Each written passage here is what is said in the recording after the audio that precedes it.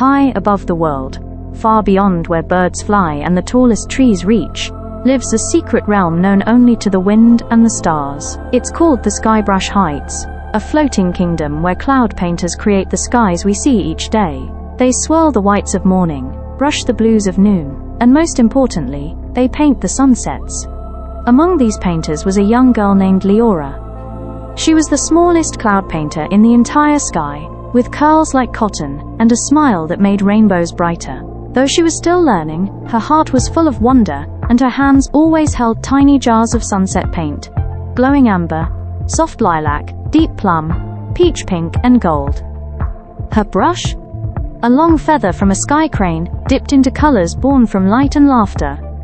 Every evening, the senior cloud painters would line up across the western sky, swirling strokes of orange and gold, to signal the day's end.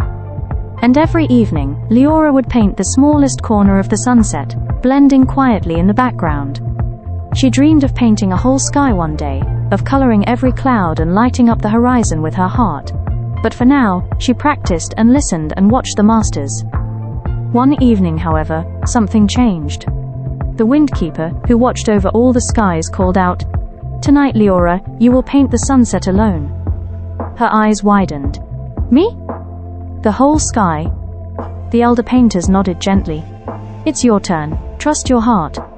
Liora felt both thrilled and terrified.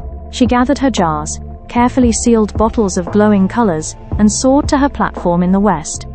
Below, the world waited for evening. Trees stilled, oceans hushed. Children looked up. She opened her jars one by one, lining them neatly. And just as she lifted her brush, a breeze whooshed past, quick and mischievous. Her feather brush wobbled, her jars teetered, and in a blink, crash, they spilled, all of them. Gold and violet, crimson and coral, indigo and firelight splashed into the air, mixing mid-flight. Color cascaded down in glittering ribbons, splattering clouds, dancing across the sky, bursting like stars into swirling hues. Liora gasped and clutched her empty brush. "I've ruined it," she whispered. But far below, the world didn't see a mistake. People paused, on porches, in parks, by windows. Eyes widened, mouths opened. Even the birds forgot to fly. Because the sky was beautiful. It wasn't neat. It wasn't perfect. It was wild, unexpected, and full of feeling. Like music made of light. Like a sunset made of dreams. Liora stared in awe. The wind settled, gently ruffling her curls as if to say, "It's okay." That night, the windkeeper visited her perch. "You spilled everything," he said with a smile. She nodded. "I didn't mean to. I was nervous." "And yet," he added, "you created the sunset no one will ever forget." Liora blinked. "But I didn't plan it." "No," he said. "You felt it. That's the greatest art of all." From that day forward, Liora didn't just paint by the book. She let her brush dance to the rhythm of her heart. Sometimes she still used soft lilacs and peaceful oranges. Other days, she let the colors pour, bold and bright, curious and wild.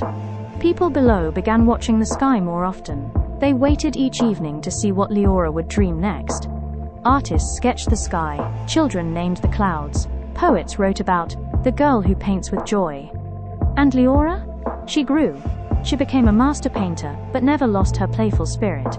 She still dropped a jar now and then, on purpose even, just to see what kind of magic would bloom.